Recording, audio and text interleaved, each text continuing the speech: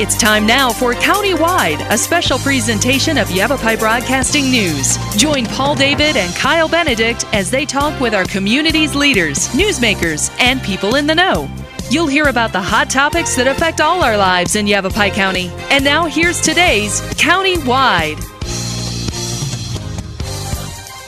Welcome to Countywide. I'm Paul David. As always, it's great to have you in studio with us today. Camp Verde Marshal Commander Jacqueline McConnell in studio. Welcome back, Jackie. Thank you, Paul. Very glad to be here. Phone number for you guys, 567-6621, just the main number, right Yes. into the Camp Verde Marshal's office, 567-6621. Jackie's back to give us kind of a quarterly update on things going on in the Camp Verde Marshal's office. You were here a few months back, so here we are, second quarter already. Yes, I've It's been creepy. at the. It is. I've been at the Marshal's office for 4 months, and I'm very blessed, and I'm very happy to be there still. Thank you for having me back. Sure. I appreciate it. Anytime. You contacted me and you wanted to come in and kind of give an update on what's going on in Camp Verde, so I think that's great. I did, and I wanted to give an update because we have a lot of good things going on in Camp Verde. We have a great community. Since working there, I can honestly tell you I didn't know much about Camp Verde before working there. Since being there, I've fallen in love with the community and the community at large. I've met a lot of folks. It has a very small town feel, which I think is one thing that they strive for. Right. And they are successful at it. And they have a lot of community events. And I've kind of fallen in love with the community of Camp Verde. I've seen pictures of you and the marshal with maybe some of your deputies at like coffee talks and things like that. And Yes. like almost like public appearances, you know. But you're out there, and that's the main thing, right? I mean, that is the goal, correct? We are out there, and Yeah. we engage with the community. We're working on having even a better involvement with the community. Right now, we do things like Coffee with a Cop every month. It's the last Monday of every month. This month we did it yesterday due to the holiday coming up, but normally it's the last Monday of every month. We do things like that.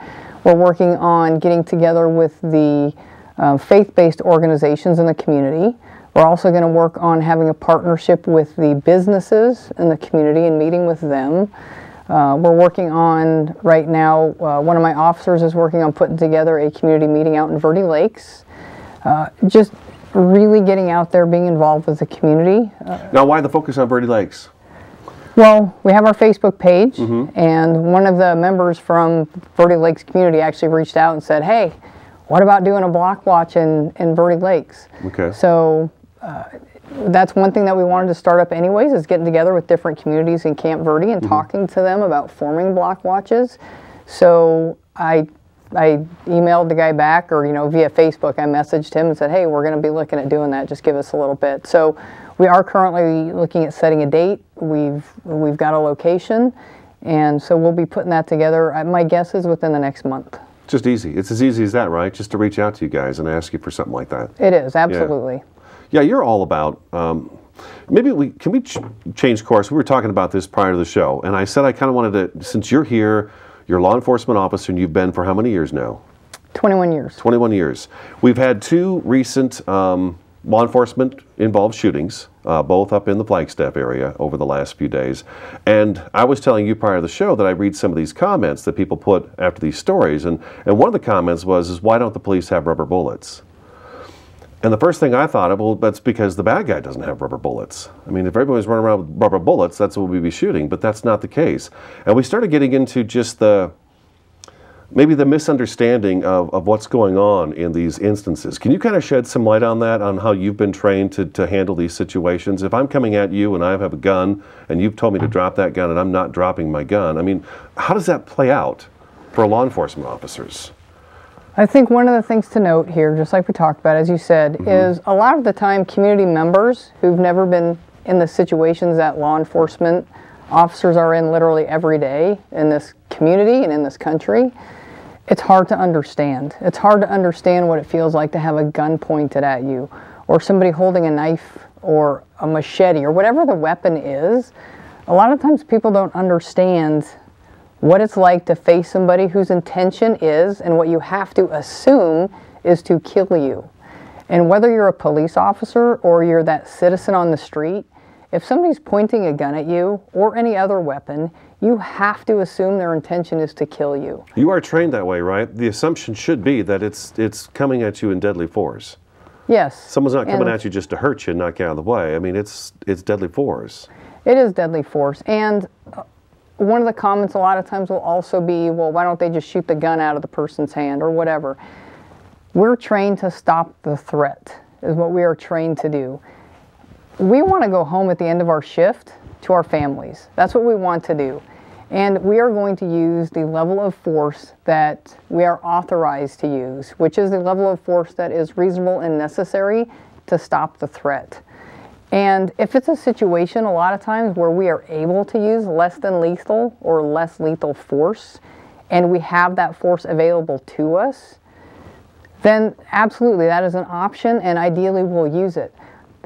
But that isn't every situation. And like I said, our job is to stop the threat. And I want my officers to go home at the end of their shift, just like I want to go home at the end of my shift. So if we have to stop the threat by using deadly physical force, then that's what we're going to do. Ideally, the person will surrender, and we never have to get to that point where we have to take somebody's life. But that's part of our job sometimes in law enforcement, is to stop the threat, which means sometimes taking somebody's life. That'd be a tough call, and then that's why you guys are on with tasers now too. Yes, a lot of law enforcement, and not every law enforcement is the same, right? A lot of law enforcement has less than lethal options. Sometimes that includes a taser, sometimes it includes pepper spray.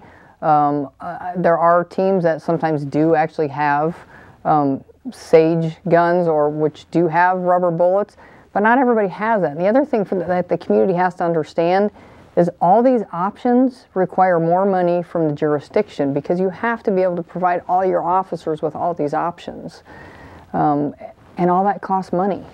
I was going to say, yeah, it's not like this stuff is just given to you. Here's a box of tasers for everybody to have. The department, the agency has to pay for those things themselves. Yes, we do. Which is based off tax dollar revenue from.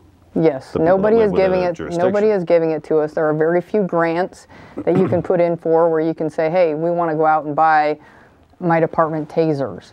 Those grants, to my knowledge, anyways, are not readily available. So any options from handguns to rifles to shotguns to tasers, pepper spray, any of that, canines, all that comes from money from the department. Okay.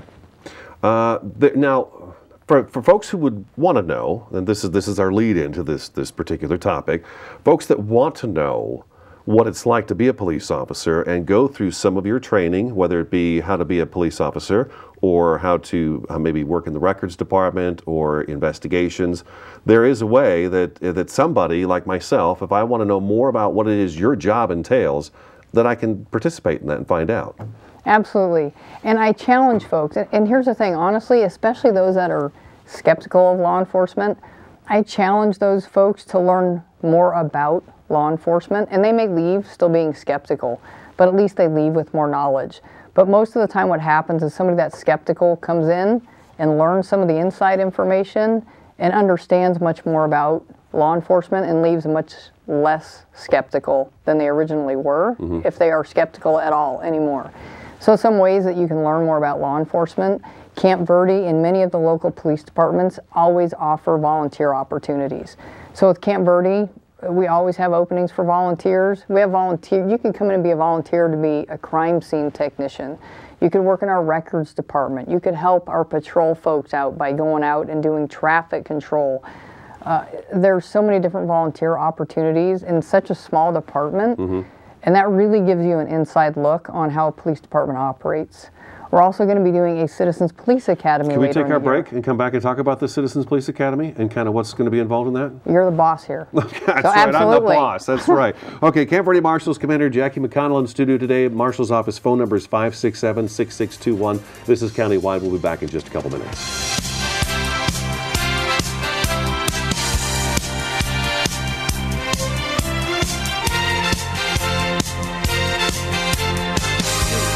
Those guys. Are you good to drive? I'm fine. How many did you have? I should be fine. You should be. You willing to step out of the vehicle for me? See ya, buddy. Good luck. So turns out, buzz driving and drunk driving, they're the same thing, and it costs around $10,000. So not worth it. I'm Jenny Garth, and as a mother of 3, I know kids worry about a lot of things. Getting enough food to eat shouldn't be one of them. But here in America, that is a real worry for 1 in 5 children. This is unacceptable, and something Feeding America is working to solve. Through a nationwide network of food banks, Feeding America serves virtually every community in the United States, including yours. See how you can help your community. Visit feedingamerica.org. Together, we can solve hunger. Together, we're Feeding America.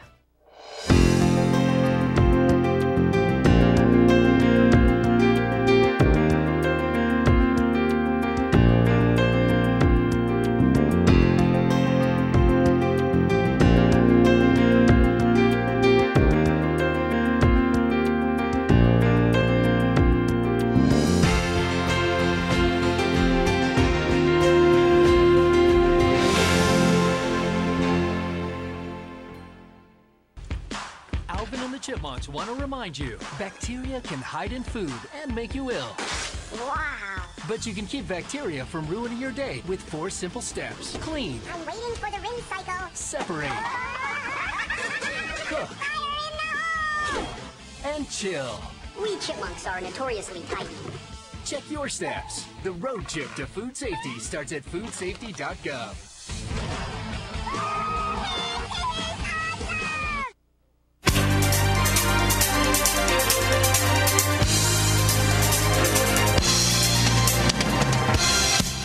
Welcome back to Countywide. Camp Verde Marshal Commander Jackie McConnell in studio today. We're talking about, just before break, is the different kind of ways that we as civilians can come to the police department and find out what it is to be in your shoes. I said before the show, I think sometimes it's difficult for us to put ourselves in your shoes.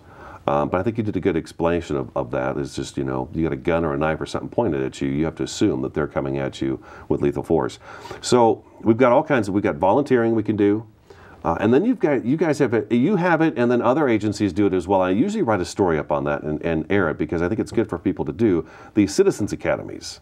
Yes. So tell me a little bit about the Citizens Academy. What's that like? So Camp Verde has had Citizens Police Academies in the past. I don't think we've had one for a few years because it does take a lot of manpower to put these on. It takes quite a bit of effort. But we are going to be doing one later in the year. I think we've, I don't remember the exact date, but I think we've set it for September and October. You let me know, though. I will absolutely let you know. All right. It's going to be 8 weeks in a row, and it will be basically 2 to 2.5 hours a week for 8 weeks. What a Citizens Police Academy offers the community is a chance to come in and, first of all, get to know your police department in a much more personal way, which is very nice. And it also gives you an inside look at the police department, because we'll talk about our dispatch center. We will talk about canines, we'll talk about crime scenes, we'll talk about patrol, we'll talk about every aspect of the police department. And a lot of times they may even get to go out to the range, or at least what we would try to do is provide what we call up here Milo, which is a computerized shoot, don't shoot type scenarios. Do you have that out there? We have that up here, yes, and we do it at the county. So I think Cottonwood, Camp Verde, I'm not sure what all agencies use it at the county, but it is a county resource. And I've heard that is a real eye-opener for folks sometimes, to go participate in something like that. It absolutely is, and what it does is it provides shoot and don't shoot scenarios, and as law enforcement, we have to pass that every year. So you have to go every year, and you have to pass it every year. And it's an eye-opener a lot of times for the citizens, because it presents you with scenarios and you don't know which direction it's going to go. And at one point you're going to have to choose, most likely, do I shoot this person or do I not?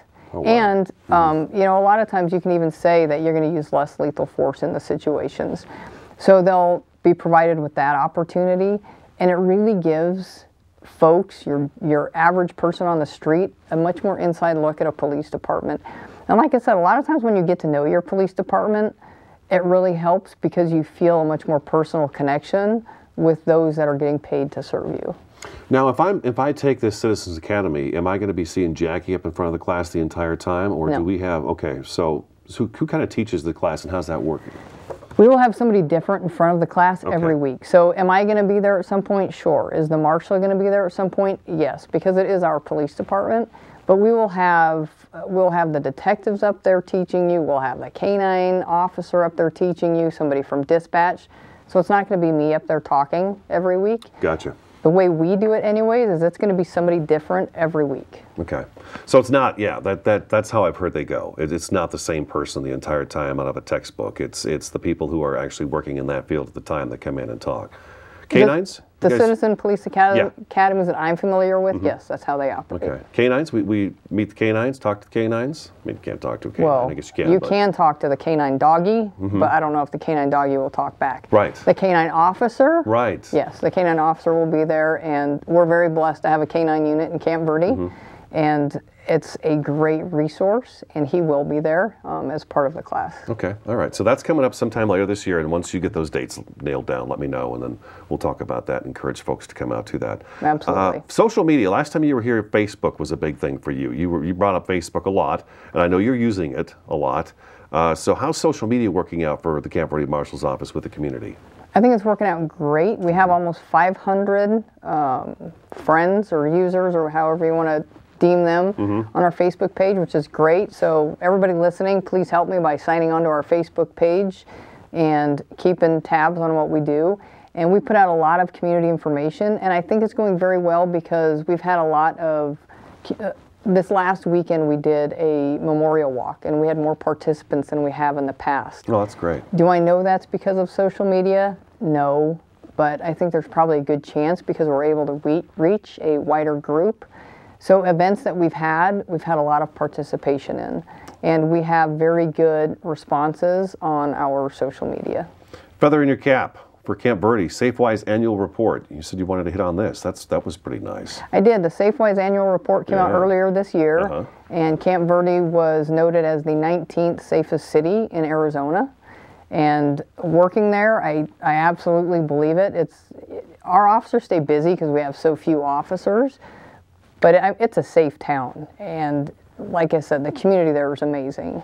You don't have any hardcore crimes coming out of Camp Verde? You don't really, every now and again, but everybody does every now and again. Yes, every now and again we do. Right. My officers stay busy a lot of times going to domestic violence, property crimes. Every now and again we do have, what you deem as your hardcore crimes.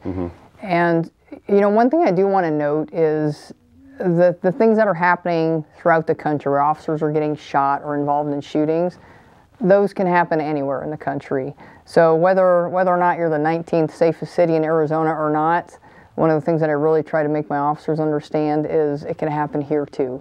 So even in that, as officers go out and they perform their daily duties, we can never go out and assume it's not going to happen to me. Sure. But we are proud to be the 19th safest city in Arizona. That makes a lot of sense. Yeah, you got to be ready for anything, right? Yes. I mean, that's your job. You At got to all be ready times. for just about anything. Okay, let's take our second break.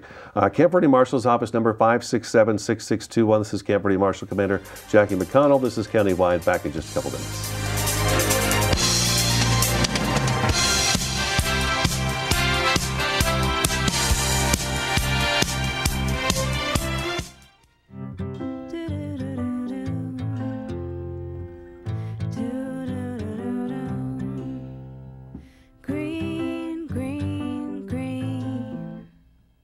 It's your home, it's your dream.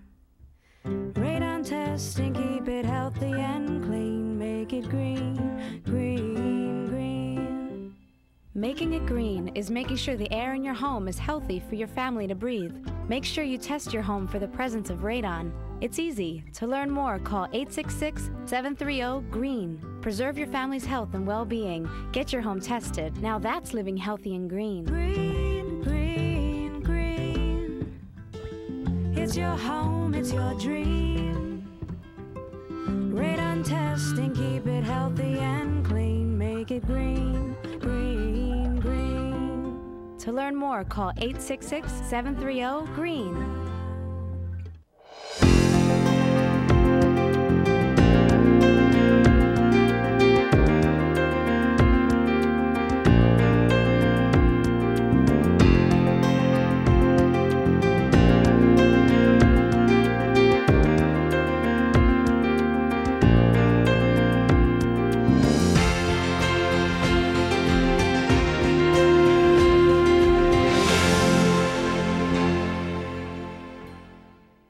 They said I have troll teeth. That my voice sounded like a possessed baby doll. That no one would ever love someone as stupid as me. That I was fat, ugly. Disgusting.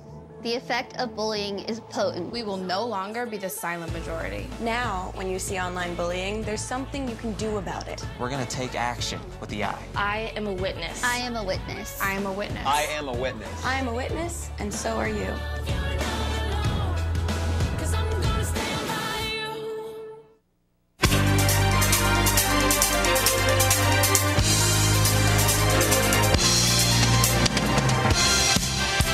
Welcome back to Countywide. We've got just a few minutes left in the program. We're going to jump into National Night Out coming up in August. And August 2nd. For some reason, this year is going by so fast. It's just making my head spin. We're almost summertime already. Almost. Memorial Day weekend's just around the corner. It is. So National Night Out's coming up. We want probably as much participation as possible in that, I would imagine. Yes, absolutely. We hope everybody in Camp Verde will come to our National Night Out. It's August 2nd, and it starts at 5:30 p.m. I believe it's 5:30.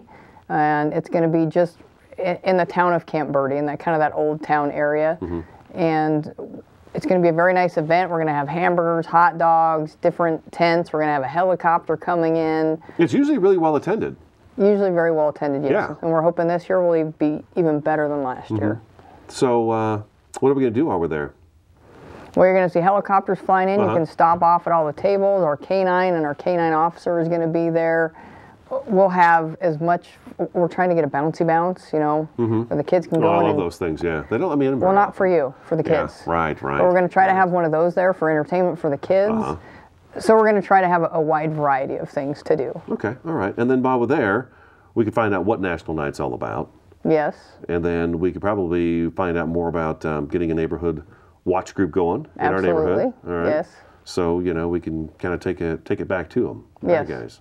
Absolutely. And it's another way to get to know the law enforcement officers that serve your community. Yeah, that's a great way to do it too.